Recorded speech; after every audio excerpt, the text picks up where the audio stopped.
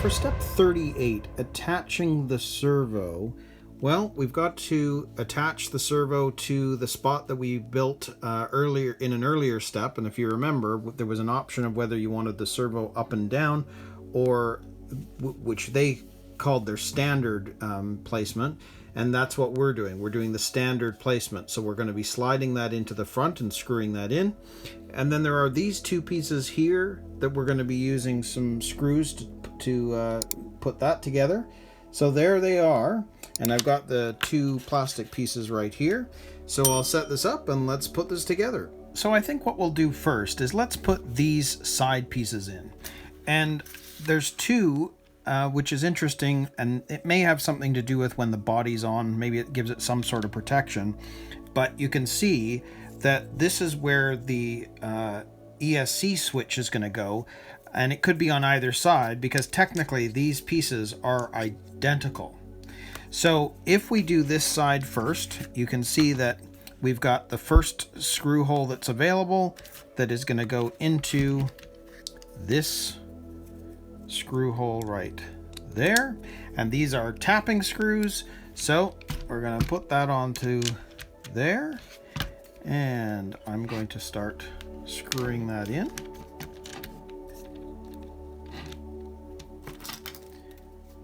And I'm not going to tighten it in too much yet. I just want it to be on. And then I'll grab another screw and we'll do the same thing on, you can see it's on this one. It's not on the farthest hole. It's on the one inner one, which makes sense because that's where the hole is there. And we will screw this in.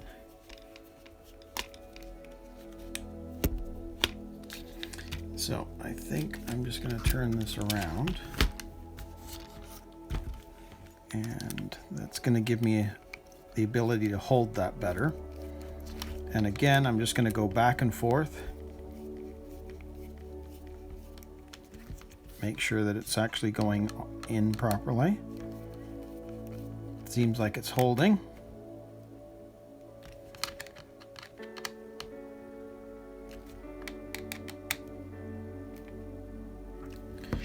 So there we go. So, and you can see that that is relatively flat to the chassis.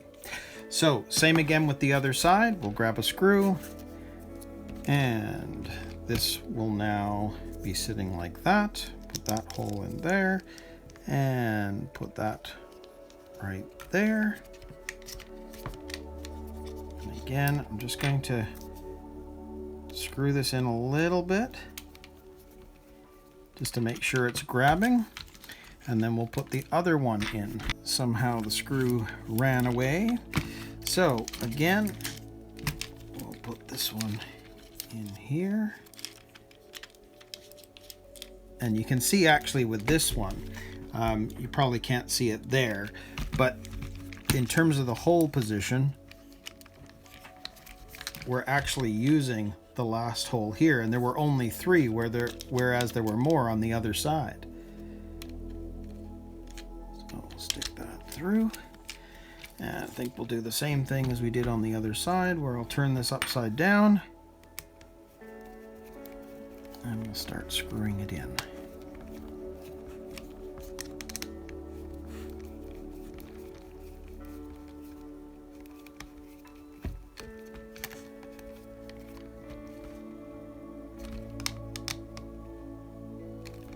All right, so there we go.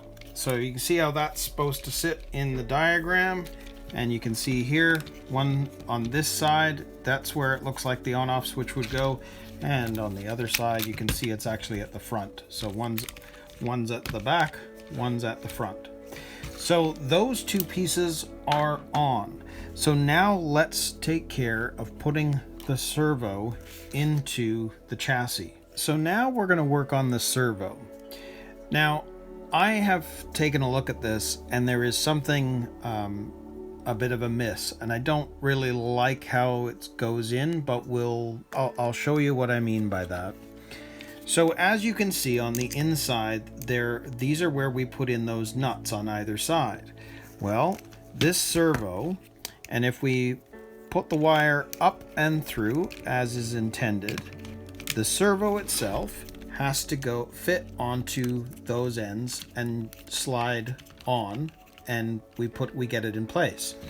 Well, as you can see on this side, the servo wire that goes in on the side is actually getting blocked by these nuts. Now, from what I can see in the next step, what we have to do is basically bring the servo down so that it's underneath so you can bring it up. But you notice how that servo piece is still going to be binding. Well, the only way it can be done is that you have to basically allow it to be pushed in. I don't know if you can see the piece down right there, but you're going to have to allow it to push it and slide back. So you see how it's actually bent the wire harness going into the servo. It's bent back a bit. So it's in, but you're actually having to bend that. I'm not sure I'm thrilled with that, but it's the only way that can actually fit if you do the standard servo position. So let's grab our screw and we need to screw it into that bottom hole, hopefully.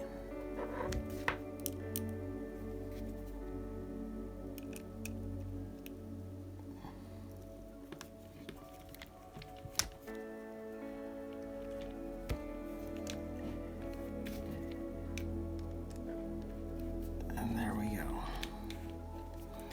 So I'll just screw this in a little bit. I want to get the other one in as well at the same time. So same idea, although that looks like it's tighter, so we're going to try and get it in this way.